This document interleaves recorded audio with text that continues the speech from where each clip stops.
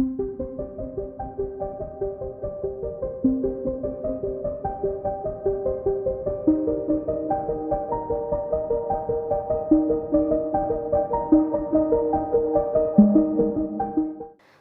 PDIP Hasto Kristianto mengkritik KPK yang batal memanggil Kaisang Pangarep untuk mengklarifikasi dugaan gratifikasi jet pribadi.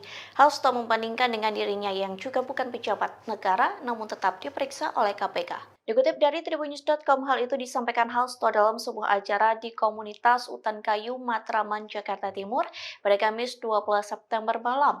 Hasto pun membandingkan ketika ia beberapa kali dipanggil oleh KPK. Pemanggilan itu untuk melakukan klarifikasi meskipun Hasto bukan pejabat negara.